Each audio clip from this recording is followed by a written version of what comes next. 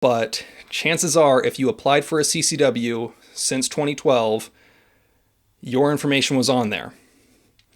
People could find your full name and address and driver's license number. Chances are they would be able to use that information to figure out every single gun you own pretty accurately. So we have some information regarding the California Department of Justice intentional leak of personal information of people who applied for a concealed carry weapons permit in the state of California. This is a really terrible situation. A lot of people are asking, was I affected? We'll talk about that. A lot of people are asking, can we sue? Will there be any lawsuits? We're going to talk about that as well, with some organizations who have already filed a lawsuit and some other organizations who are working to file a lawsuit currently. And we'll kind of talk about that generally and what's going on with that just in a moment. Before we get going, though, I do want to say thank you to everyone that supports this channel.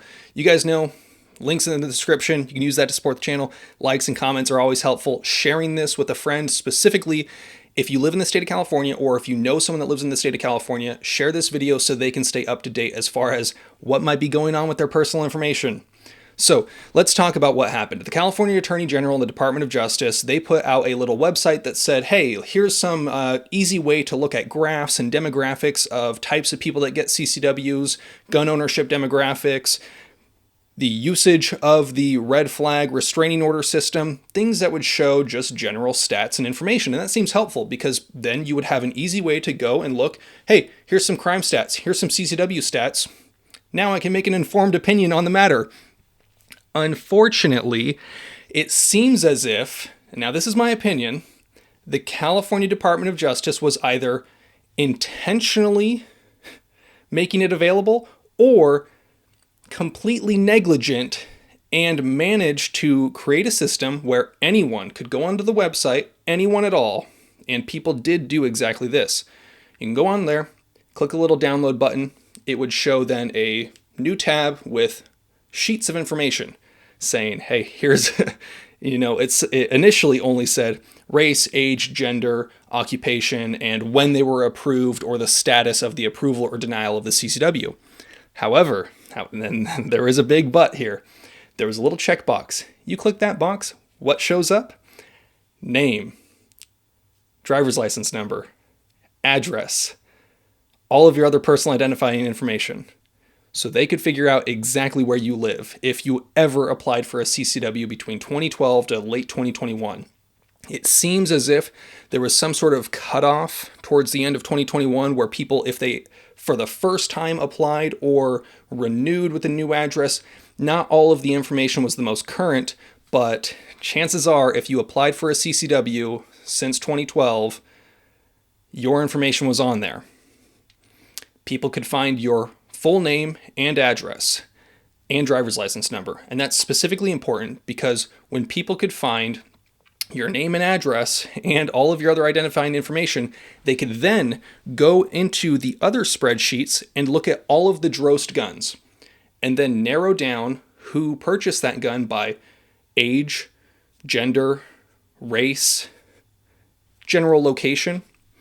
And then they could find a list. Now, someone actually showed me how they did this using me as an example. And they said, hey, this is a list of guns that I was able to produce based on your name, age, race, gender, or not name, just race, age, gender, and I guess date of birth, that's age.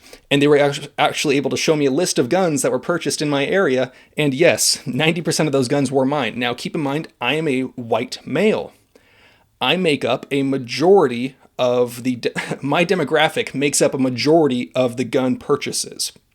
If you, for example, lived in a more rural area, were a person of color and a woman, chances are they would be able to use that information to figure out every single gun you own pretty accurately, or at least have a general idea. So, what's going on with the lawsuits? Well, it seems as if the National Association of Gun Rights, NAGR, or they have their own separate lobbying firm, NAGFR, something like that. National Foundation for Gun Rights, I think it is, NFGR. So they filed a class action lawsuit. They were very quick to do this. Now, it seems as if the California Rifle and Pistol Association, Gun Owners of California, and Michelle and Associates are all currently working to file their own lawsuits together. Those three organizations that I just mentioned, GOC, CRPA, and Michelle and Associates, are, in my opinion, the group that I would more likely trust in this specific situation, specifically with their track record for winning cases in the state of California. If you don't know, Duncan versus Bonta, the magazine ban, that was CRPA with Michelle and Associates, from my understanding. Many other cases through the state of California have been done through CRPA with Michelle and Associates as the main law firm. I am of the opinion that CRPA is likely going to be able to put forward a better package with this. Now, I like the NAGR. I like what they do. They're doing stuff with the city of San Jose with the licensing and insurance requirements, and that's awesome. But in this situation, I know, in my opinion, that the CRPA, GOC, and Michelle and Associates have a much better track record when it comes to fighting the state of California and winning. Now, I'm going to have some links down below to their website. They have a petition to get Bonta to resign. I think this is really just more of a public grandstanding thing to kind of just show and rally the troops. They also have a link. I'm going to leave a link down below so that you can get contacted with them and let them know if you were affected, because they are looking for as much information as possible.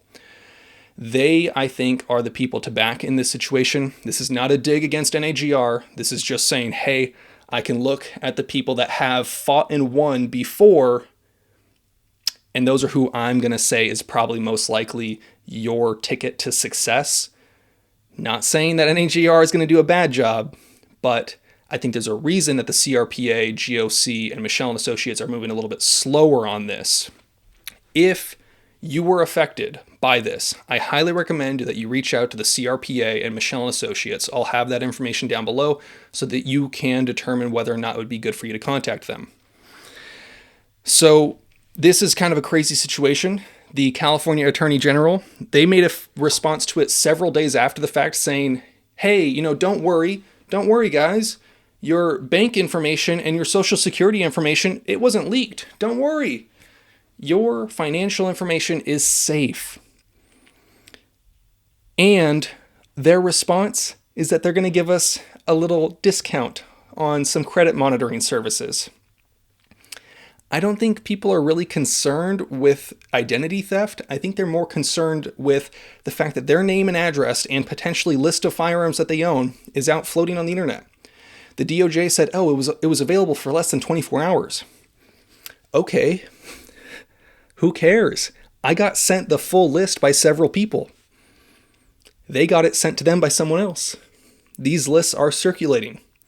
I personally am very thankful that the address that is listed to me is no longer where I live. Can you say the same? Do you feel safe? Let me know what you guys think down below. You guys know the drill. Have fun, be safe, stay dangerous. Peace.